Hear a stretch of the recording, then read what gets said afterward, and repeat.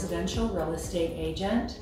And before I was in real estate, I was in healthcare, and I just absolutely loved to help people.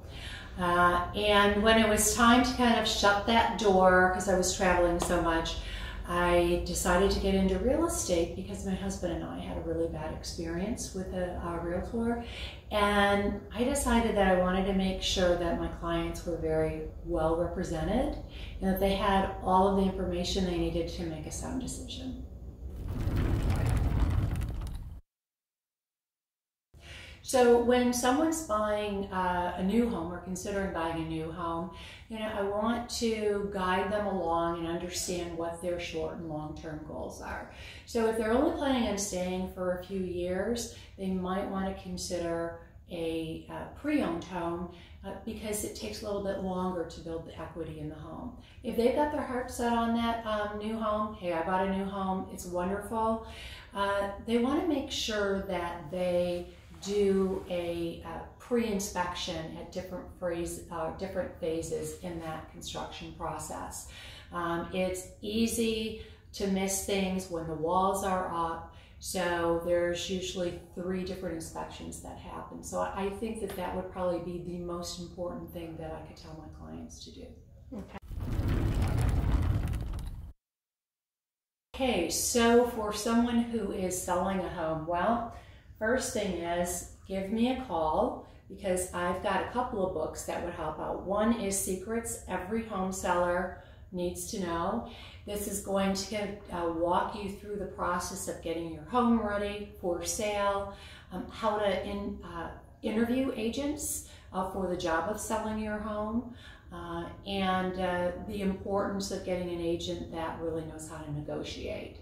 And then there's also a book that I'd like to give individuals who are thinking about selling their home within the next few years, but they're not quite ready, or those that have just purchased a home improvements that add value.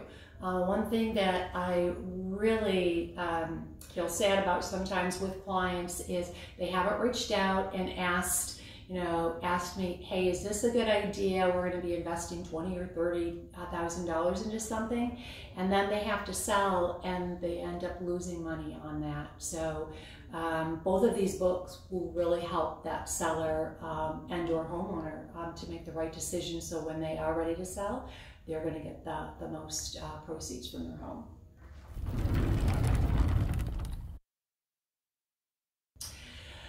Yeah, so sellers, they don't see everything that their agent does for them. And of course they don't need to, because, we're there to make the process as seamless as possible and as stress-free as possible. There's a lot of negotiations going on between the agents of the deal. It's really important to have that professional relationship with the other agent because we're working, for the best interest of our clients. There's a lot of negotiating going on and trying to get information to help guide my sellers or buyers. I think that is time consuming. Also, when you're selling a home, there's a lot of marketing involved. It's not just putting that sign in the yard and putting it on the multiple listing service. It's proactively looking for buyers for your home. And so there's a process that a lot of real estate agents don't do that I do in terms of reaching out to try to find that perfect buyer.